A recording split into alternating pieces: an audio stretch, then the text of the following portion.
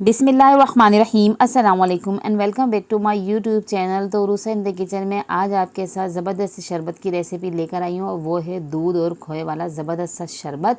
जो आप इसे रमज़ानों में बनाएं बहुत ही अच्छा लगेगा। बच्चे बहुत ज़्यादा शौक़ से पियेंगे इसको और जो एक दफ़ा पिएगा ना वो बार बार इसे पीने की फरमाइश करेगा। बहुत ही फ़रहत बख्श होता है क्योंकि इसके अंदर हम डालते हैं तोक़ लौंगा, उसकी तासीर ठंडी होती है।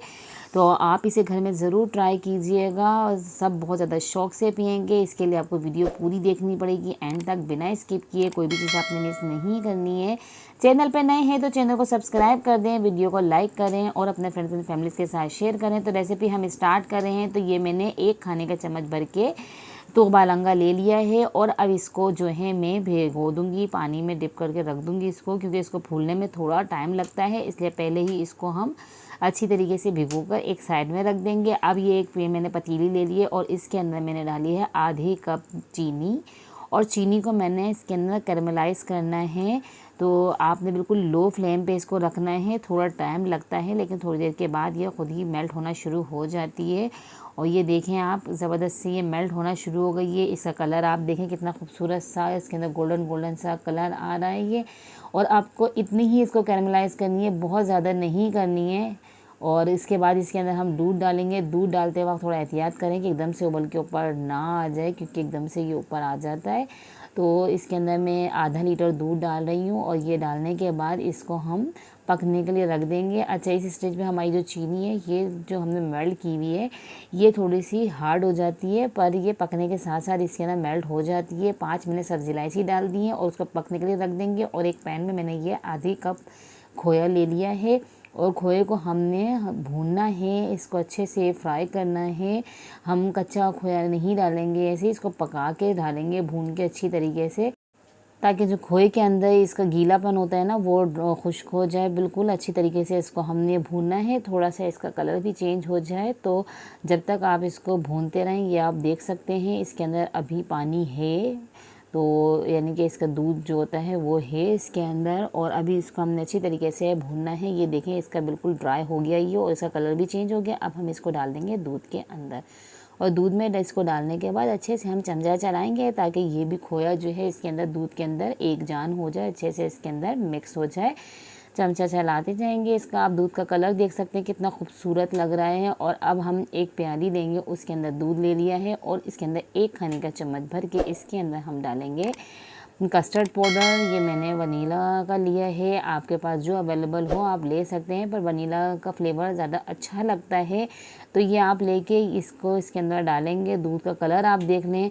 और अब इसके अंदर हमने डाल दिया है ये कस्टर्ड पाउडर, जो हमने मेल्ट करके रखा है, एक घोल बना के रखा था ना, तो थोड़ा थोड़ा करके डालेंगे, ताकि इसके अंदर ना कोई लम्स भी ना बने और ये अच्छी तरीके से इसके अंदर मिक्स हो जाए। और थिकनेस देख लें आप कि अगर आपको ज़्यादा थिक ना हो जाए ये, इसलिए थोड़ा थोड़ा करके ही डालें।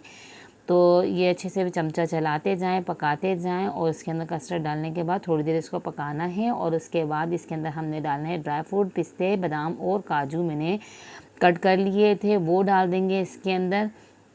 बहुत अच्छे लगते हैं जब ये मुंह में आते हैं। और शरबत हो और उसके अंदर ये ना हो ड्राई फ्रूट और वो दूध वाले शरबत में, तो फिर तो बिल्कुल ही मज़ा नहीं आता। इसलिए आप इसको ज़रूर डालें। जितना आप इसके अंदर ड्राई फ्रूट डालेंगे उतना ही ज़्यादा मज़ा देगा ये शरबत।